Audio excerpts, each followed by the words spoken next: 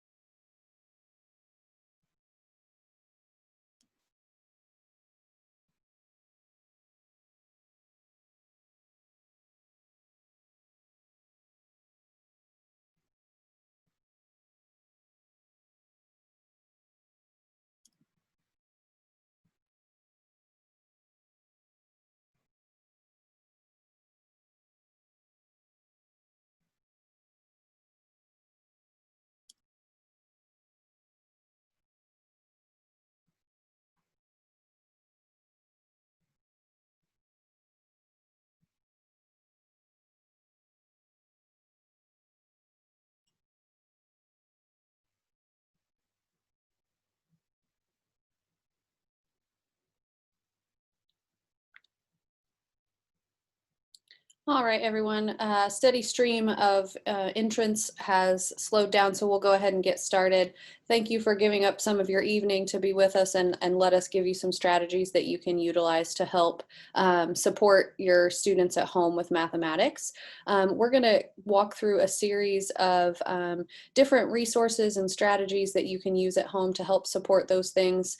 A few videos for you to watch to kind of give you some tutorials for how to utilize those strategies. And then hopefully you'll feel a little bit more comfortable with helping your student with math in that virtual environment. So just a quick recap of our previous parent workshops. On August 12th, we focused mostly on technology and getting started with the program. So we reviewed the daily schedule, provided an overview of some of the technology like Google that we utilize in class, and then just an overview of some of the supports both on campus and for our virtual families. And that video is linked right down here at the bottom. So we'll share this out at the end of the presentation this evening. So you have access to those previously hosted workshops. As well as for August 19th, last Wednesday, we just talked about how to support literacy at home, provided some tips and tricks for helping your students with their reading and literacy skills at home. And then just an overview of some of the resources that we utilize in class that might also be beneficial for you at home to use with your student for accessing some high quality text and literacy materials at your at home as well. So that video again is linked down here at the bottom and you are welcome to watch that at your leisure or if there's anything from those meetings that you saw but you don't remember, that will all be linked right there for you. So just an overview of our agenda for this evening. We're going to go through a few of the key math concepts that kind of are used across all grade levels, K through 8 for our students, and what those categories are for instruction and what areas are important for them to know and understand. We will review some of the math curriculum that is utilized in your students' virtual classroom, provide you with resources for supporting some math learning at home, both how to utilize the things that are being used in class and then also what you can utilize at home that might be in addition to what your students are using at home and in class. Outline some of the supports that are there for you as parents to help you understand the mathematics so you can support your students as they are learning those things, and then answer any additional questions that you may have. As we're working through our program tonight, our Chief Academic Officer, Kyle Beauchamp, is going to be kind of manning the chat feature throughout the meeting. So if you have any specific questions that pop up as we're presenting, feel free to type that question into the chat box and we'll do our best to get you an answer quickly to any questions that you might have. So we'll start with some of the key math concepts. As educators, these are things that are very prevalent for us in our thinking when we're supporting students with math, but things that may not be as readily available to you as parents. So just kind of making sure you understand the different areas of math that we address at school, and also some areas your students might be working on when they're at home with you, and things that you can also support for them as they are working at home or might need some additional support. So starting with number sense, that's one of the categories that our academic standards address. And all this means is that students understand how numbers are built, the parts of numbers, the place values associated with numbers. They are able to use concepts like more or less when they're talking about numbers, which numbers are more, which is a larger amount. And then also explain how numbers are related to each other. So depending on grade level, students will be comparing different numbers. This could be whole numbers, this could be multi-digit numbers, this could be fractions, depending on grade levels, just understanding specifically how numbers are built, how our number system works, and then how they can utilize those understandings to help solve problems. Next is computation and algebraic thinking, which seems like a really big, heavy concept for our math students, but it really can be broken down to a pretty basic concept. First, it generally starts with understanding patterns, and this could be anything as simple as square, circle, triangle, square, circle, triangle for some of our younger students, and just asking them to repeat those patterns. Or this could be number patterns or things that they notice in sets of data as they get into the upper grades. This can also be showing mathematical equations with numbers and symbols. So using equations to show a situation that might be happening. Like I have 2 apples, I take 1 away, how many apples do I have left, and being able to write that out mathematically and represent that situation. And then also this is the area where our students are going to be doing the most problem solving. So they're going to have problems that require some outside of the box thinking to work out numbers that might be missing or figure out information that they don't have. And there might be multiple steps to those types of problems. Our students are also going to work with geometry, and this is anything related to shapes and their characteristics. So if we're talking about kindergarten students just simply identifying shapes and some of the things that they need to know about shapes, like how many sides they have, how many angles they have, and discussing things like that, all the way up into talking about geometry in our upper grades where they're working with triangles and trying to calculate angle measurements. And then also talking about how objects take up space. So this could be calculating the area of a shape or the perimeter of a shape. And then into measurement, which can be somewhat closely related to geometry, but just understanding the measurement of length, capacity, so how much something can hold, and then also weight and mass and how heavy things are, how much mass it contains. And then finally, data analysis. This is where students are going to be working with tables, graphs, charts, looking at sets of data and analyzing the trends that they see in those sets of data, using those sets of data to create graphs and charts. You'll see them looking at bar graphs and pie charts, putting information in tables and looking for trends within that. So that's the data analysis piece.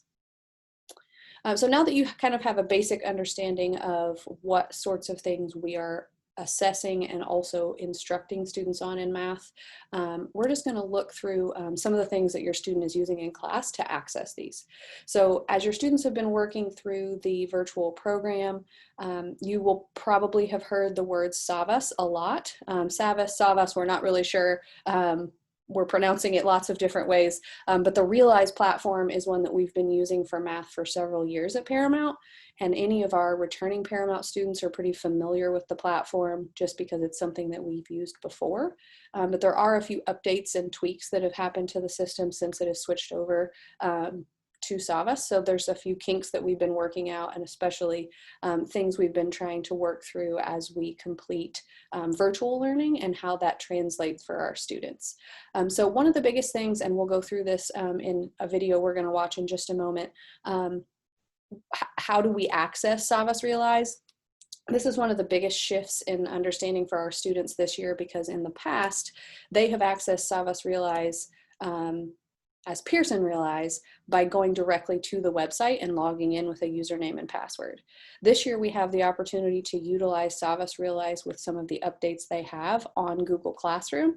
So we can log in directly from Google Classroom, but we're just kind of having to work through shifting our students' habits as far as how to log on to that website by making sure that they're doing that directly from Google Classroom and not going to the website itself. So we'll talk through that in just a moment. And then your students will also utilize, along with the Savas Realize platform, the Envision Math 2.0 textbook. So students will have a workbook that goes along with the work that they're doing online, and it will ask them similar questions. They will have similar practice type questions. And anytime that your student is working on a lesson and the workbook is not utilized, this is a great resource for additional practice for your students if they're struggling with any of the concepts. As a classroom teacher myself, I know that this was something I utilized even if we weren't going to be doing it as a whole class.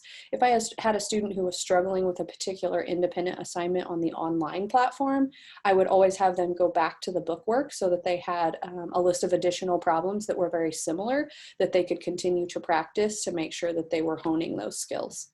So I'm going to play for you really quickly a video that just kind of talks through how Paramount utilizes Savas Realize, shows you what the student version of the platform should look like, where they can access their assignments, and then also how they can get to their assignments directly from Google Classroom. Paramount families, this video is going to serve to help you navigate the Savas Realize platform for math. We're going to take a look at a couple of things as far as Savas goes. We're going to start by taking a look at what your students will see in their Savas account, and then we're also going to take a look at what your students are going to have access to through Google Classroom so you can navigate finding those assignments appropriately. What you see on the screen here is the home page for Savas Realize. Your students will access their assignments from this page. On this page, you will see three circles, one that says Browse, one that says Classes, and one that says Grades.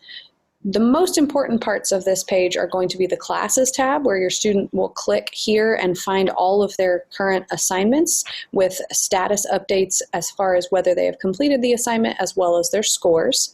And the Grades section will show your students their historical grades for all assignments as well as their growth in a few different graphs and charts. We're going to start with the Classes section here.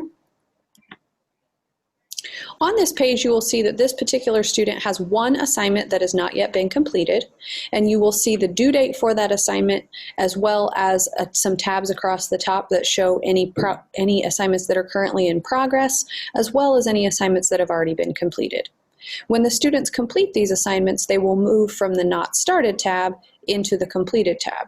When students begin an assignment but might have to pause or take a break from that assignment, those assignments will then move from the Not Started tab into the In Progress tab, and the students can click here to go to those assignments and complete them, and they will then move to the Completed section of the page.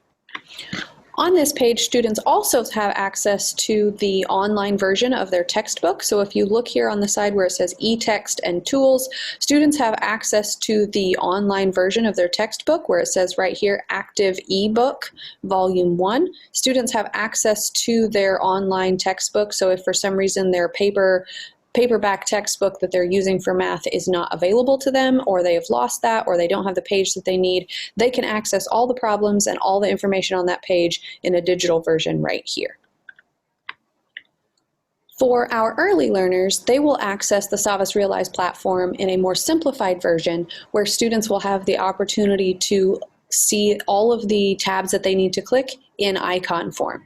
So on this page, you will see that this student has access to the My Work tab, which is similar to the original version, which is the Classes tab with the assignments. And then they have the Explore tab, which is similar to the original format where students have the Browse option on their home screen. If students click the My Work tab, it will take them to their assignments in a simplified form. Any assignments that students have not yet completed will be marked as Get Started. Any assignments that students have begun will say Keep Going, and then any assignments that students have completed will give them the opportunity to look at their scores. They can also click on this completed work arrow to see any assignments they have already finished, but those assignments will disappear from their list to make the assignments they need to complete much more obvious to them. Also on this page, similar to the original version of the website, is the access to the e-texts as well as any learning tools that they may need to use in order to complete their assignments. For our students who are utilizing Google Classroom, I wanted to walk you through how Google Classroom works with our Savas Realize platform and how your students should be accessing their assignments to make sure that they can effectively utilize them. Students should not be accessing Savas Realize by going to savasrealize.com, because if they do this, it will ask them to log in with information that they do not have. Students will need to log in with Google, and the only way that they have available to them to complete that is to access the assignment by clicking on the assignment directly in Google Classroom. So for example, your students will see an assignment similar to the one that you see here on the screen, where it shows that the teacher has posted a new assignment. It says via Savas Realize, and then the title of the assignment is right here. Your student will click on this, and they will also see that they have access to the assignment just like this. If the student sees the green box that says Savas Realize with the title of the assignment, this is the link that they're going to want to click to access their Google Classroom assignment through Savas Realize. Your student will then click on a link to the assignment just here. They can click on either the picture or the words for the assignment, and it will open a new window, and it will say things like, "Take me there now." This is an area where some of our students have had some slow connection issues with connecting to the assignment. You can either let it count down and take you there automatically, or you can click that "Take me there now" option. Your student will then be taken to this page where it will allow them to sign in with Google, and then they will click on their login information that should be saved automatically with their Google account to take them to their work. Your student will sign in with their Paramount email address and Google account, and then it will take them and link them directly to the assignment. Those students will have access to their assignments here, and they will be able to open that assignment and look at what that assignment looks like, complete that assignment, and turn it in from this page. When students click the complete button, they will have the opportunity to take a look at their scores directly on Google Classroom on this assignment here, and they can see their progress as well as seeing their progress on the Savas Realize platform itself. If you have any additional questions about how to utilize Savas Realize for your students, or how to utilize and access the assignments through Google Classroom, please reach out to your child's teacher or to me to let me know that you need some additional support. Thank you. Hi, Paramount families. This video is going to serve, sorry, you don't need to hear it twice. So that should just kind of walk you through some of the ways that Savas Realize platform works for your students, and also a couple of the issues that we've run into thus far, just trying to make sure the students have access to Savas Realize itself. So in addition to Savas Realize, your students are also using a website called IXL. I'm sure you've heard of it if you're talking to your students about their work in class. Students will actually utilize IXL for both ELA and math. But math is one that is more prevalent for their use, and it is one of the strongest curriculum options we have for our students. So students will be specifically utilizing IXL based on the assignments that students are being given from their teachers. However, students also have access to IXL at home. So just a few tips and tricks and suggestions provided from IXL itself for how you can utilize IXL at home. Number one, IXL has personalized skill suggestions in a recommendations tab for your students on the IXL website. So students can actually access any of the curriculum that they choose to work on from that page. So they have the opportunity to continue practicing skills they've been working on in class, or they can work on things that IXL has recommended for them and noticed that they need some additional support in. And then for any of our students who are high performing and having issues making sure that they have plenty of work to engage themselves and to extend their learning, IXL is a great resource for that, because the IXL platform allows them access to curriculum all the way up to high school. So students can get supported in any level of math that they're prepared and ready for by working through the skills on IXL. The second suggestion is just stay in the loop. You can sign into your child's account, and on the IXL account, the students have access to an analytics tab. This is where you can see the activities they've been working on. You can see how well they're performing on those skills, and you can also make recommendations to your student based on things that you notice that they may be struggling with, or areas that they could continue to improve by extending their learning. And then lastly, celebrate your child's accomplishments. You can receive certificates from IXL anytime your child completes a task or completes a section of learning on IXL. So you can look at those certificates directly through your email address, as long as you are added as a parent on their IXL account. So I'm going to show you another quick video that just kind of talks you through just a parent guide for what is available on IXL, so you can see a little bit of a visual of what some of these tabs and things look like for your students, and then also how you can support them through that as well. Welcome to IXL. This school year, your child will be using IXL to reinforce what they're learning in the classroom. What is IXL? IXL is a personalized learning program that's designed to meet the unique needs of each learner. On IXL, your child will find the support they need to learn, grow, and build their confidence. They will also be able to access IXL at home. IXL's comprehensive K-12 curriculum is made up of skills that guide students towards mastery in each topic. Let's take a look at an IXL skill. If a concept is brand new for your child, they can learn with an example before diving into the skill. Once they start answering questions, your child will receive positive reinforcement for every correct answer, as well as specific, detailed explanations after each missed problem. These explanations allow students to work through misconceptions right away. When they answer questions correctly, their SMART score increases and questions become more challenging. Answer incorrectly, and the questions get a bit easier to help them build stronger foundational knowledge. The SMART score is designed to meet your child where they are right now and help them grow at their own pace. Wondering how to figure out which skill your child should work on? Assignments from teachers are shown in the top right corner of their recommendations page. If you'd like your child to do some extra skill building at home, their personalized recommendations wall is a great place to explore. It's filled with skills your child is ready to learn next. Want to know how your child is doing on the skills they've practiced? Take a peek at your child's progress by popping over to the IXL Analytics tab to see what they've been working on. IXL also has an in-depth diagnostic tool, which provides a full picture of your child's knowledge. They can step into the diagnostic arena at any time and answer questions to reveal their current knowledge levels. Their diagnostic results generate a personalized action plan of skills to accelerate their progress. One last thing, IXL isn't limited to the computer. IXL has a mobile app that's available on all major devices. The app has dynamic, interactive features, perfect for learning on the go or at home.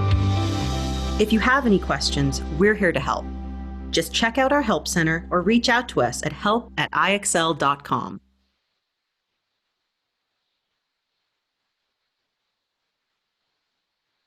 Welcome to IXL. Again, you don't need it twice. So just a really, really great resource that is being utilized in all of our classrooms, K through 8. Students have access to this. They have accounts already set up for them to use.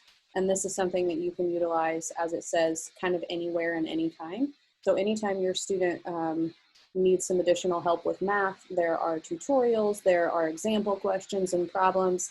And they can even jump back or forward a grade level on a similar skill to make sure that they have the foundational knowledge they need. So if they're struggling with certain skills in a 4th grade classroom, they can jump back to 3rd grade and work on some of the foundational skills that they might be struggling with in order to make the 4th grade curriculum more accessible for them.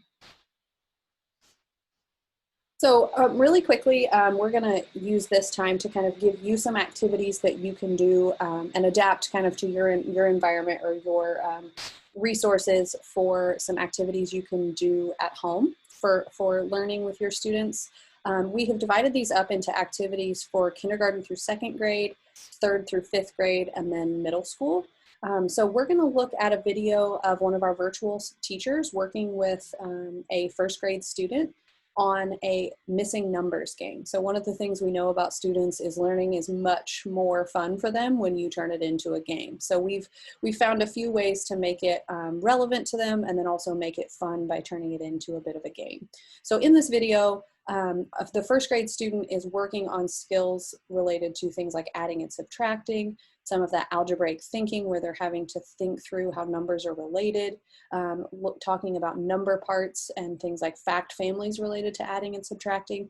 He's going to be working through a missing numbers game with the teacher where she is going to show him some pennies. She's going to take some of them away while his eyes are closed, and then he's going to try to tell her what number of pennies is missing that she has taken away. In this video, it's really important to note that the student doesn't get it right every time. They're not going to. Miss Lewis, one of our first grade virtual teachers, does a really great job of talking him toward the answer instead of giving him the answer. So a lot of great things happening in this video for you to see. All right, Caleb, we're going to be working on a little bit of number sense today. We get to use money. We get to use these pennies. How lucky are we to do that? So I'm going to have you count these for me as I put them right here in front of you. Can you do that? Nice and loud, okay? 1, 2, 3, 4, 5, 6, 7, 8, 9, 10. Awesome. How many pennies are right there? 10. Okay, I'm going to start with 5 though, okay? So how many are there now?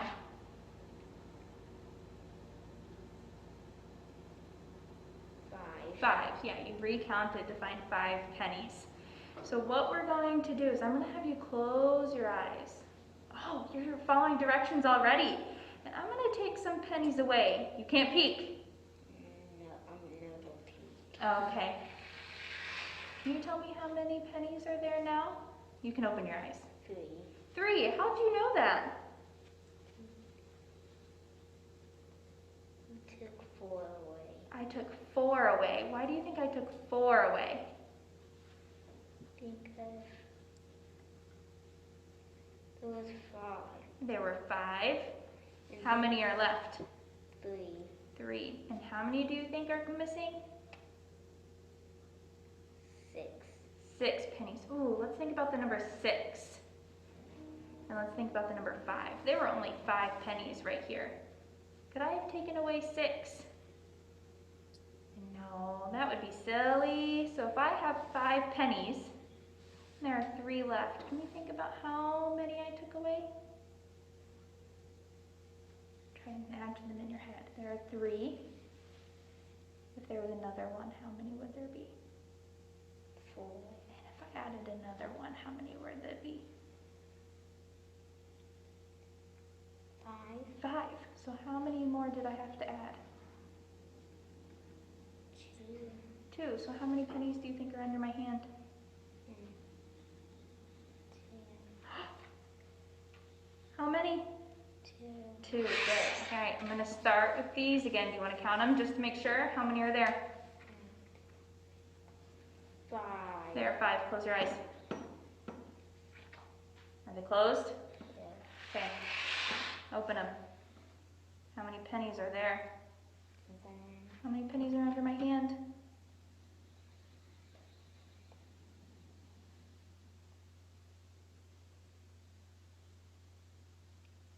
5.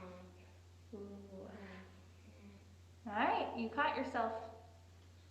There were 5. There's 1 left.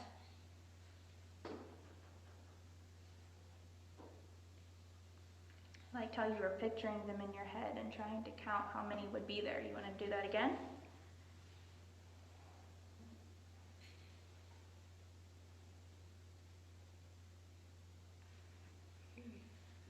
How many's right here?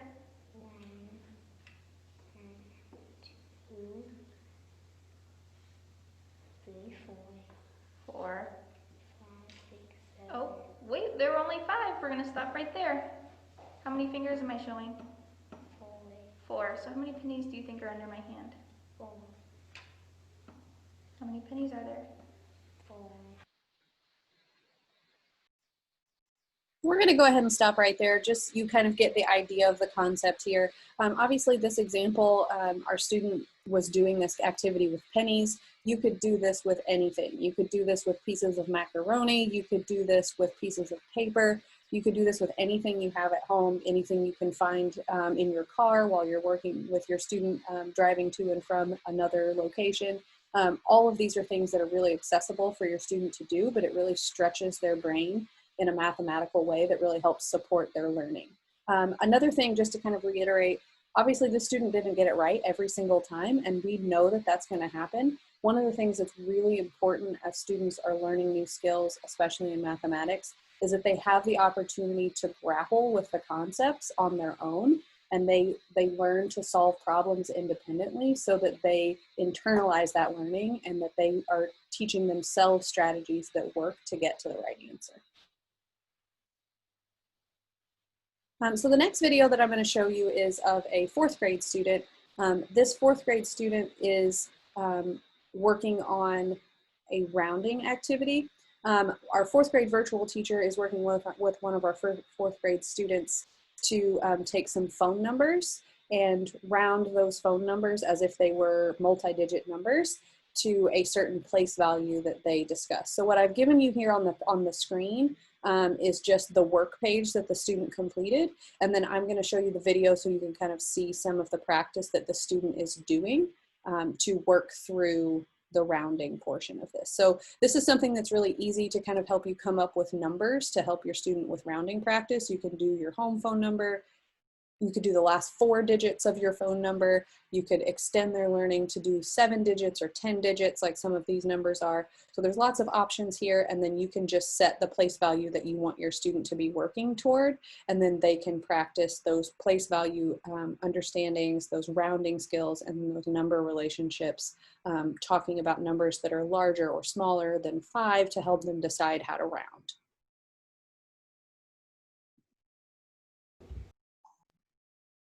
Okay, we're gonna do some rounding practice. Are you ready? I have a phone number here that I made into a number with commas, so it's more familiar. And then we have another phone number, and then a phone number. First, I want you to find the thousands place in our first number. Just the thousands place. Tens, ones, tens, hundreds, thousands. Yep, and you're gonna underline that. And I want you to round to the thousands place. Okay.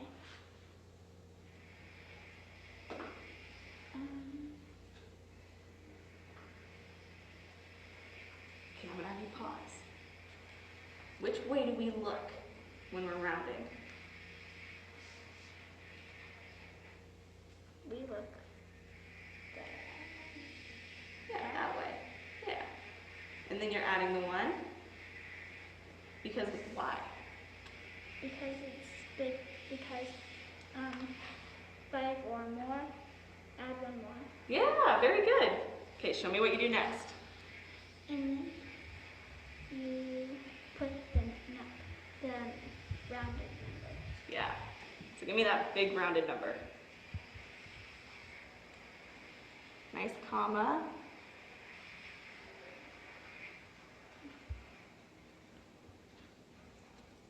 Very good. This is the tricky one.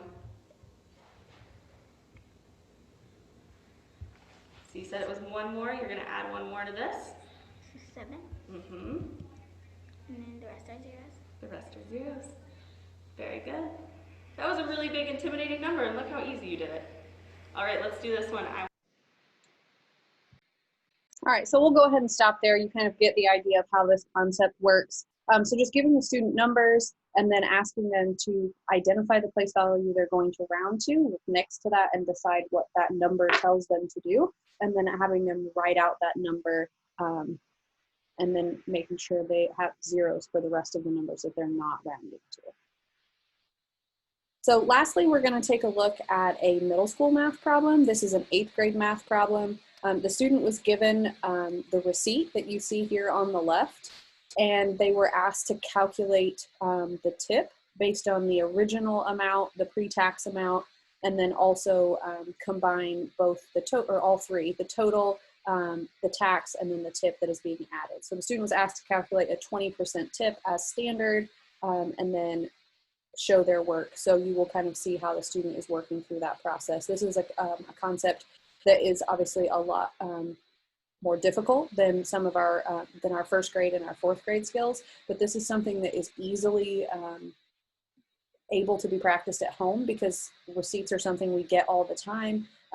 If you're getting receipts from restaurants, you can give your student that receipt and say, hey, calculate the tip if we wanted it to be 20%. Or you could even extend their learning and change the percent so that they have practice calculating percents of amounts or percents of decimals. Okay, so today we're going to practice figuring out a tip on a receipt that you might see at a restaurant. This is something you can do when you go out to eat with your family or when you are by yourself at a restaurant, but whenever you're out, this is something that you can practice doing. So what you need to do is figure out how you can calculate 20% of the amount to give as a tip. Because usually a tip is about 20% of the original amount. So before you do anything, what would your first step be when you're thinking about this? I would calculate 20%. I would put 20% as a fraction, and then try and figure out what 20% of 17.98 is. Okay, so go ahead and try to do that. 8x equals 20 over 100. 100x equals 17.98 times 20. 0, 16 carry the 1, 18 plus 1 would be 19. 14, 15, 30. 2 decimal places. So 359.6 divided by 100. Move the decimal places. Place twice to the left. Yeah. 3.596. Round up would be 360. All right, so you think your tip would be 360? Yeah. Okay, can I show you another way to calculate the tip that might make it even faster, especially if you're sitting at a restaurant waiting to pay? What if I asked you to find 10% of 1798? What would you do? You move the decimal once to the left. Yep, you move the decimal point once to the left. If a tip is 20%, that's just double 10%. So what you can do is you can move that decimal point once to the left and then double that number, and that will be your tip, because 10% doubled is 20%. So try it that way and see if you get the same answer. 17.98, move it once, 1.798 times 2, 16 carry the 1, 19 carry the 1, 14, 15 carry the 1, 3 round 360. All right, great. So our tip is 360. We're going to put that on the tip line and line up our decimal point.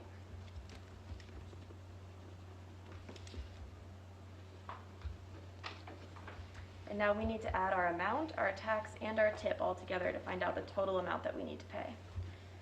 So 1798 plus 135. So I'm going to go ahead and stop us there. The student just continued to calculate the total, and you can kind of see that on this mock receipt over here. So she added the 360 that she calculated, and then she was able to come up with the total. So the teacher was able to give her a couple of tips to make that a little faster, which is something that can always be done with your student, but it definitely gives them the opportunity to do this. This is one that is going to take a little bit more materials as far as making sure you have a receipt for them to calculate on, potentially a piece of paper for them to write out the work. It's going to not be as easily done as mental math, but something that is easily accessible to be done at home to make sure that you're kind of stretching your students' knowledge of calculating percents while you're at home. So lastly, just the last few things we want to go through with you to make sure that you have plenty of support is just some digital resources that are going to be really beneficial for you to help support your students above and beyond what they're already using in class. So one of those, and this is one that they will occasionally use in class and students will be using in different grade levels to access math, is Khan Academy. Khan Academy actually has two separate versions of their website, and you can access both. One of them is Khan Academy Kids. It's for kindergarten and first grade students. It actually starts all the way at preschool. My daughter is 4 years old, and she absolutely loves Khan Academy Kids. It's something she asks to do literally every day. Anytime she has a spare second to think about it, she asks to do it. It's a lot of games and a lot of fun activities. They utilize a lot of songs and different things to teach them concepts, and then they have the opportunity to practice and earn prizes for some of the activities that they're learning. You can set what your students are learning and see their progress, or you can just let them work through the program on its own. It will kind of auto-populate the things that they should be working on next based on their performance. So this is a really great one. It goes all the way up to first grade skills. They have an app that you can download on your phone, and they can work on it anywhere, and it is completely and totally free.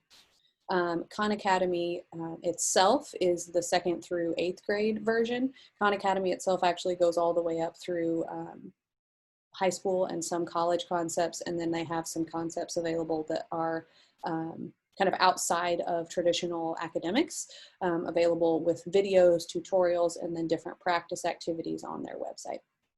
So I would highly recommend this as an extension for your student to use at home. I know our teachers utilize some of the Khan Academy instructional videos for extra support for their students, and then some of the extra practice that Khan Academy provides as well in the classroom. And then if you are going to be setting up a parent account, we're just going to kind of talk through a little bit of what that looks like. So when you go to the Khan Academy page, this is just a screenshot of the home page and what that looks like. You will have the opportunity to set up a parent account, which is kind of got the red arrow here to show you where to click. And then I've just linked on this page that, again, we'll share out with you at the end of the presentation, a couple of links that will kind of help you get that account set up. And then also just some tips and tricks for how to use the courses and the things that are available to you, and how you can see your students' progress through that portion. So I'm going to show you a quick example, just a couple of minute video of what the Khan Academy videos look like. This is what your students will see when they're doing some of the tutorial videos, but this is also something as a parent, you have access to all these courses as well. And something that I know, especially as we get into some of the upper grades, there are things that are very different for parents and families in the math instructional side that, from what we learned as elementary school students and as middle school students, different concepts are taught in different ways than the way we learned them. So supporting students can sometimes be frustrating or overwhelming. So what is really great about these Khan Academy resources is that they can help guide you through the right concepts and the right way to support your students. So if you know your students are working on, for example, in this video, multiplying fractions, and it's been a while since you've multiplied fractions, you can kind of use these as refresher videos to help you understand what your students should be learning in class and the right way to do things so that you can effectively support them in their classwork or homework as they're working through that process. So we're just going to take a quick look at this video so you kind of have an idea of what that looks like and how you can potentially utilize these videos for yourself or even for your students. We're asked to multiply 5 6 times 2/3 and then simplify our answer. So let's just multiply these two numbers. So we have 5 over 6 times 2 over 3. Now when you're multiplying fractions, it's actually a pretty straightforward process. You just multiply the new numerator, the numerator of the product, is just the product of the two numerators, or your new top number is the product of the other two top numbers. So our the numerator in our product is just 5 times 2. So it's equal to 5 times 2 over 6 times 3. Over 6 times 3, which is equal to 5 times 2 is 10, and 6 times 3 is 18. So that just kind of gives you a quick overview of the types of videos that you're going to see. Sometimes there will be more advanced concepts or some concepts that require a little bit more in depth, but just a kind of quick version of what that looks like for your students and how that can look for you so that you can help best support those students in their work in class.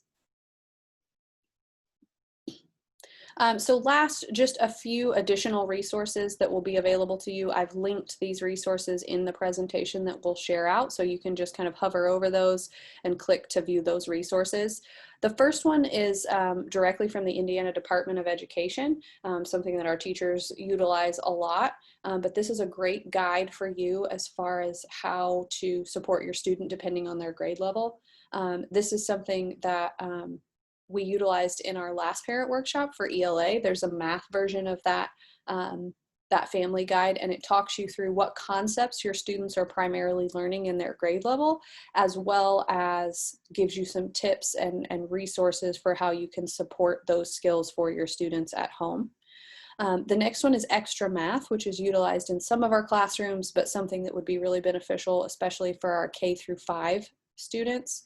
Extra Math is a drill type website where students will work through some speed drills on math facts. So it starts with addition, then it moves them into subtraction once they've mastered addition, and then on to multiplication and then division. So again, specifically really beneficial for our K-5 students, but could be really beneficial for any of our middle school students who are just still struggling with memorizing some of those basic facts that are really foundational for helping them understand some of the more complex concepts that they're learning. So Extra Math is one that is also, again, completely free, and students can answer there's a set number of problems each day, and then it will tell them they've completed their practice for the day and they can move on, but it's really great to help support those basic math facts. The next one is PBS Kids Math Club. This is one that your students can access, again, completely and totally free. Every resource that we've linked on here for you on this page, and most of the things that we've linked for you in the whole presentation are completely free or are free to your students as Paramount students. So you should be able to access these from home at no cost to you. PBS Math Club is a really great one for helping support some additional skills for your students. FunBrain is a really great one specifically for our K-5 students, where they can access skills specific for their grade level. So they are divided. It's a very user-friendly, easy to access website where students can click on things specific to their grade level, and this is mostly game-based math support, so something that might be a fun addition to their curriculum at school, just to give them a little bit of game-based activities to work on.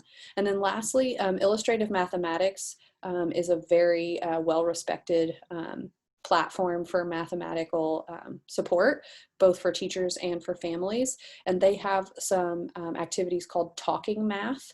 I've linked the presentations for K-5 and 6-8. So this is a slide presentation similar to this one, where you can click through and there's an activity each day, and it supports students in talking about math. So it kind of helps them think mathematically.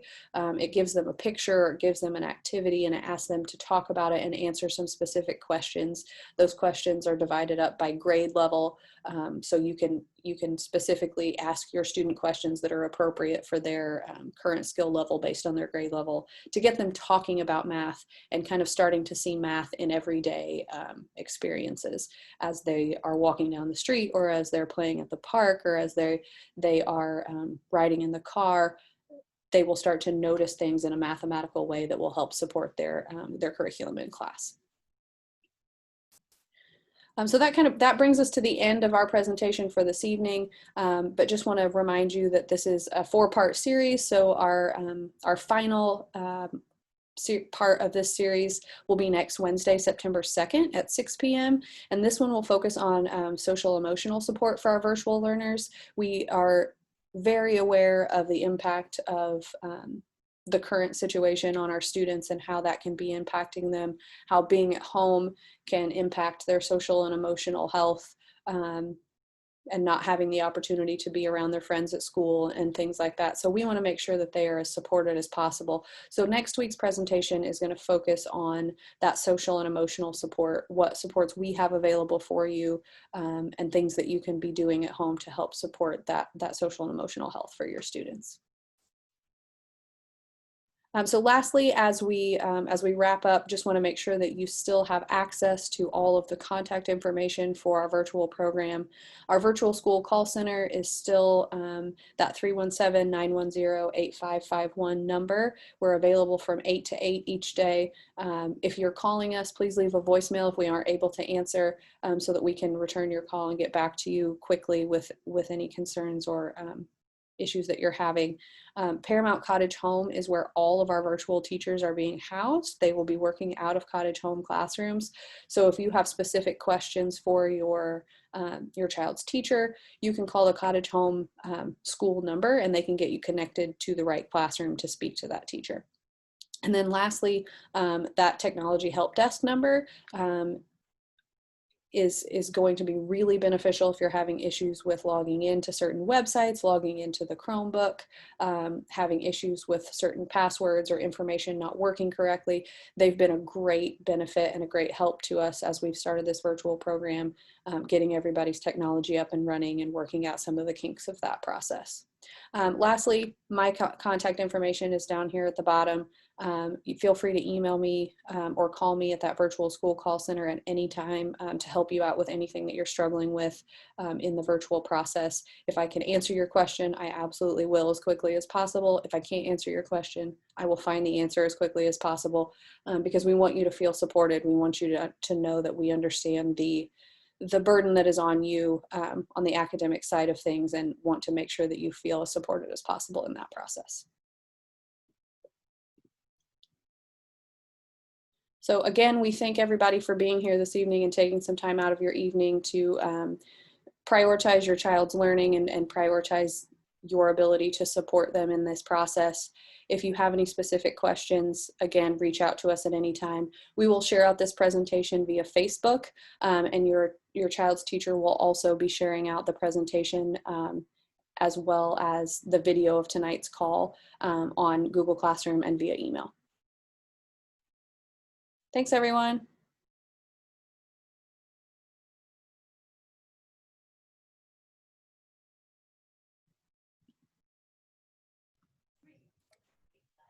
Nice work tonight.